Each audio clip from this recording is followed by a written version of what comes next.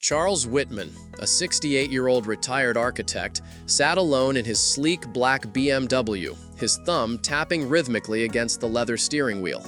The autumn breeze outside did little to cool the warmth trapped inside the car. He adjusted the AC but felt no relief, not from the heat, and certainly not from the frustration growing in his chest. He was stuck on a winding back road just outside Asheville, North Carolina, far from the polished minimalism of his mountain villa. A flat tire had brought him to a halt, and after several failed attempts to get a signal on his phone, he sighed heavily, resigned to waiting. Just as his patience began to wear thin, a figure appeared in the distance, walking up the road from the direction of a small trail. A boy, maybe 13 or 14, wearing a worn-out hoodie and tattered jeans. His shoes were scuffed and his pace confident. The boy stopped beside the car and examined the rear wheel with narrowed eyes. "Flat tire?" he asked. Charles nodded. "Yeah, no signal out here either. Not a great combination." "I can help," the boy said, already crouching down to inspect the damage. "I'm Jonah. My dad taught me how to change a tire last summer." Charles hesitated, but then gestured toward the trunk. "There's a spare in the back." Jonah popped the trunk and pulled out the jack and tools with ease. Within moments, he was working the tire off with practiced hands. Charles stood silently nearby, unsure how to act. He was used to professionals, transactions, appointments, not strangers offering help on the side of the road. As the boy worked, Charles noticed how focused he was, silent, steady, not once asking for anything in return.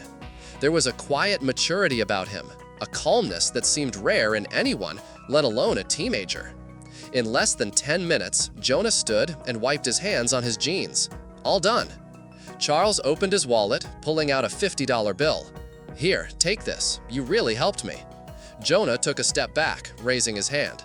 "Thanks, sir, but I'm good. Just happy to help." Charles blinked, stunned. "Are you sure?" "Yeah," Jonah said with a shrug. "Have a good day." And with that, he turned and walked back down the road, disappearing around the bend. Charles stood by the car, the money still in his hand, watching the boy grow smaller in the rearview mirror. There was something about the moment, simple, pure, that stuck with him. As he drove away, he couldn't shake the feeling that Jonah had given him something more than a fixed tire.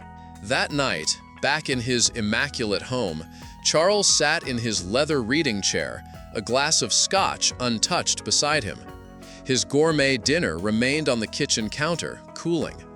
He kept thinking about Jonah, the dust on his hands, the way he turned down the money without hesitation.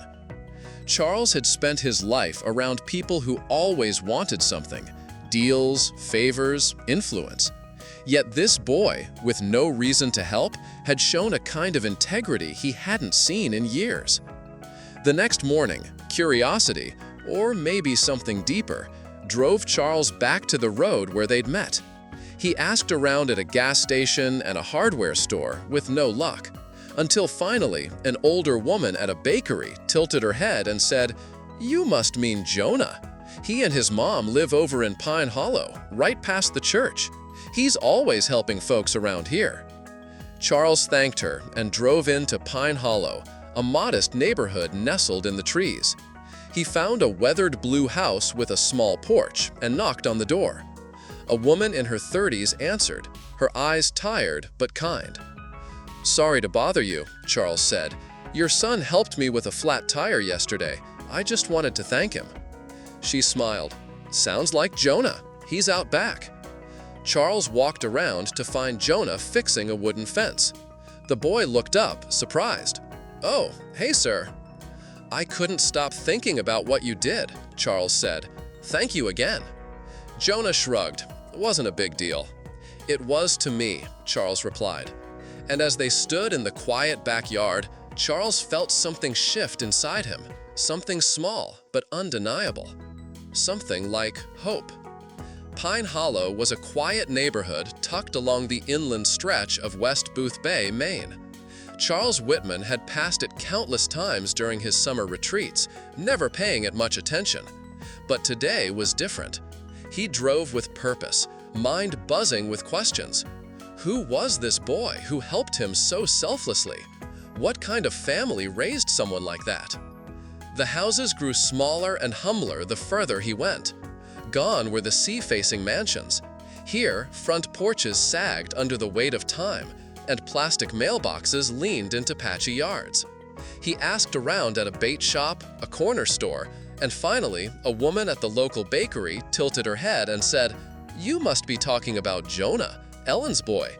They live 2 streets over near the woods, blue house with the rusted mailbox." Charles found the house easily. It was modest, with peeling paint and wind chimes clinking in the breeze. The yard was overgrown but clean. He parked his car and paused, suddenly unsure what to say. Finally, he stepped out, walked to the porch, and knocked. A woman in her late 30s opened the door. She looked tired but calm, her eyes alert and kind. She glanced at Charles's tailored jacket and high-end shoes with curiosity but no judgment. "Can I help you?" she asked. "Good morning," Charles said, clearing his throat. "I'm Charles Whitman. I think your son helped me yesterday on a back road near the cliffs. Jonah?" Her expression softened immediately. "That sounds like my Jonah," she said with a smile. "He's always out there helping someone. Flat tire?" "Yeah," Charles nodded. "He refused to take anything from me. I couldn't stop thinking about it." She opened the door wider. "He's out back. You're welcome to wait." Inside, the home was simple but full of life. Hand-drawn pictures on the fridge, an old sofa with a crocheted blanket, the warm smell of something baking in the kitchen. Charles followed her through the house and into the backyard, where Jonah was hammering a loose fence post. The boy looked up, surprised. "Oh, hey, sir." Charles smiled, feeling an odd nervousness. "I wanted to thank you again. You helped me when I really needed it, and, well, I haven't stopped thinking about it." Jonah leaned on the hammer, his expression open and relaxed. "It really wasn't a big deal." "It was to me," Charles replied, stepping closer. "Most people don't help strangers without expecting something." Jonah tilted his head slightly, thoughtful. "I don't see it that way. If someone needs help and I can give it, why wouldn't I?" Charles was taken aback by the clarity in his voice. He looked around. The fence patched with uneven wood, the rusted swing set, a broken garden hose coiled near the shed. This family clearly didn't have much, and yet they gave freely. "You've got a good head on your shoulders," Charles said sincerely. "Your mom must be proud." Jonah grinned. "She works hard. I just try to help where I can." For a moment, Charles said nothing, overcome with a wave of emotion he hadn't expected. He remembered growing up in a house not unlike this one, but decades of boardrooms and luxury had buried those memories beneath spreadsheets and suits. "I'd like to do something for you and your family," he said finally. Jonah stood straighter, his smile fading just slightly. "We're okay, mister. We don't really need anything." "It's not about need," Charles said gently. "It's about doing what's right. You helped me, and I want to return the favor." Before Jonah could answer, his mother's voice called out from the porch. "Jonah, wash up. Lunch is almost ready." She noticed Charles still standing beside her son. "Would you care to join us? It's nothing fancy, but you're more than welcome." Charles hesitated. In his world, meals were scheduled, catered, and always with an agenda. But the warmth in her voice made him nod. "I'd like that," he said. Back inside, the kitchen smelled of baked bread and roasted vegetables. The table was set with care, surrounded by mismatched chairs. Jonah washed his hands at the sink while Charles sat down, feeling more like a visitor than he had in years. They ate together: chowder, thick slices of bread, sweet tea. Jonah talked about his school, his dream of becoming a marine engineer.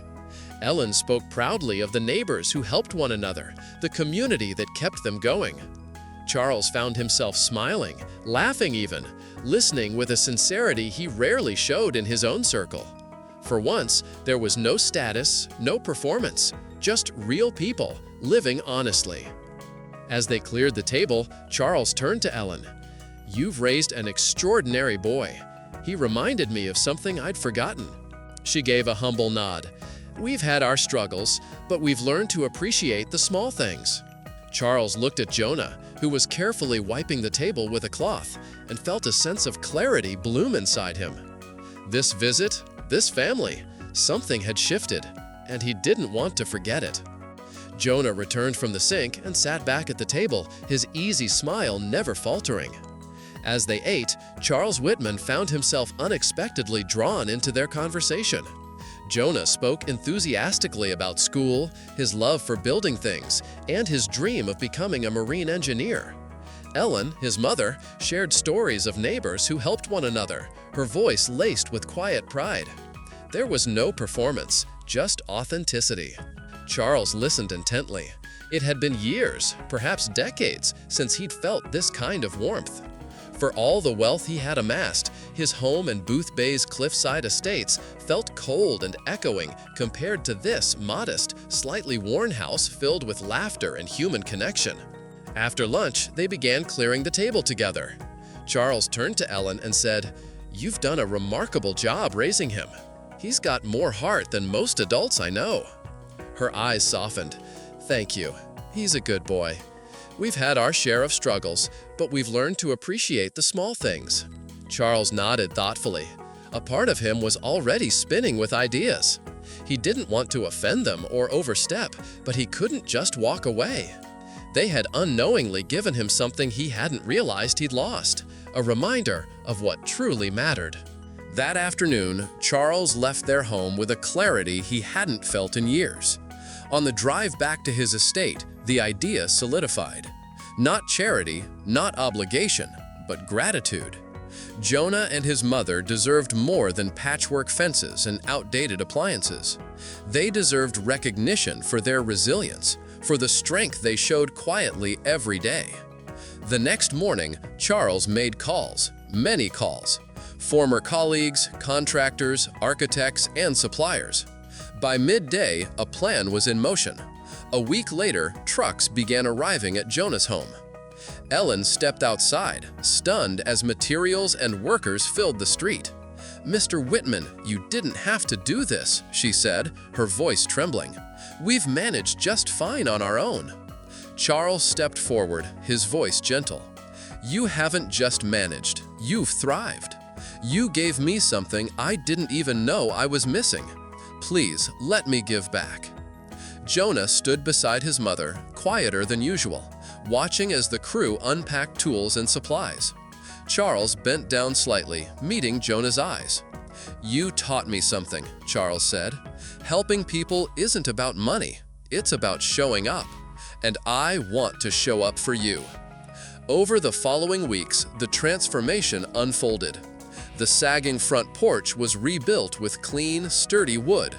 The aging roof was repaired. The backyard swing set, its chains rusted and its frame crooked, was replaced with a new one that gleamed in the sun. Inside the house, walls were painted soft shades of blue and cream. Worn flooring was refinished. The kitchen, once functional but tired, received updated cabinets, new countertops, and energy-efficient appliances. At first, Jonah insisted on helping. He hauled planks and swept sawdust until Charles finally chuckled and said, "Your job is to be a kid for a little while." Still, Jonah couldn't stay away. He watched the crew intently, especially a burly carpenter named Joe, who noticed his curiosity. Joe began letting Jonah measure boards and mark cuts. Within days, Jonah was asking questions about framing, spacing, and insulation. His excitement was contagious. Charles often stood at a distance, arms crossed, smiling at the boy's eager enthusiasm. Watching Jonah reminded him of his younger self, before business meetings, investor calls, and IPOs took over his life. For the first time in years, Charles felt like he was doing something that mattered. One evening, with the sun casting a warm golden hue across the yard, the renovation neared completion. The family stood on the new porch, marveling at the changes. Ellen turned to Charles, emotion catching in her voice. "This isn't just a house anymore," she said. "It's a home. I don't know how we can ever thank you." Charles shook his head.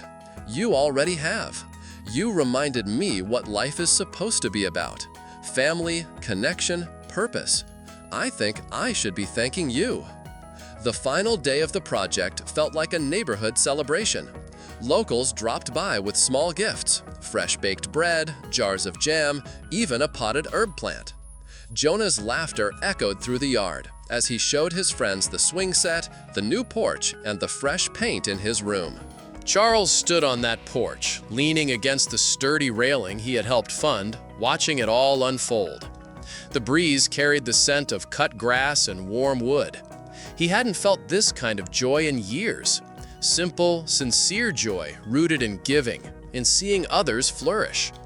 And in that moment, he realized he hadn't just helped renovate a home. He'd rebuilt a piece of himself. As the last rays of sun stretched across the sky in Pine Hollow, the air was filled with laughter, hammering, and the scent of fresh-cut lumber. Charles Whitman stood quietly on the new porch, watching Jonah chase his friends around the yard, his energy unending. Ellen, Jonah's mother, approached with a cup of iced tea and offered it with a warm smile. "You've done more than fix a house," she said softly. "You've given us hope, and I think you've found something for yourself, too." Charles accepted the cup, nodding thoughtfully. "I have," he admitted. "I spent years chasing things, money, status, influence, but nothing ever felt like this. Nothing ever filled me the way this has." As the sun dipped lower, Jonah joined them, his face flushed and glowing. He looked at Charles, thoughtful. "Mr. Whitman," he said, "I've been thinking a lot about what you did for us. I want to do something like that someday. I want to help people too." Charles placed a hand on the boy's shoulder, his voice steady. "You already have, Jonah. Your kindness set all of this in motion. Don't ever lose that." The three of them sat together, watching the sky turn from gold to deep orange. The warmth of the day faded, but a deeper warmth remained, one rooted in connection, gratitude, and purpose. When it was time to leave, Charles walked slowly to his car. Jonah and Ellen followed, the boy's grin wide, his mother's eyes glossy with emotion. As Charles drove away, their smiles lingered in his rearview mirror. He realized then that this wasn't an ending. It was a beginning. In the weeks that followed, Jonah's curiosity about construction grew into something more.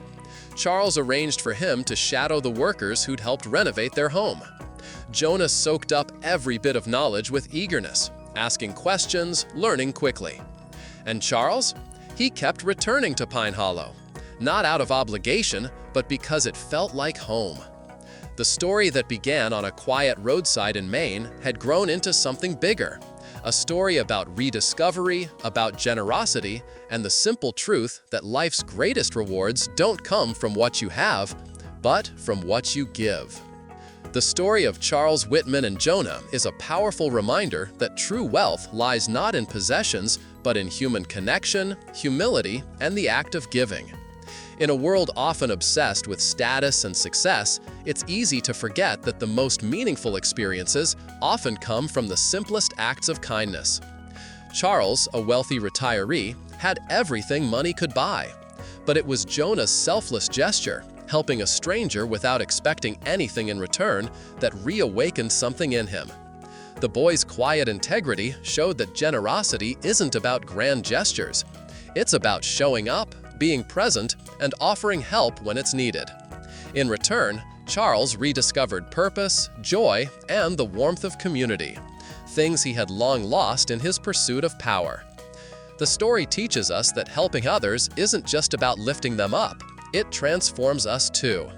It's a reminder that even one kind act can ripple into a lifetime of change. No matter our background, we all have the power to impact someone else's life.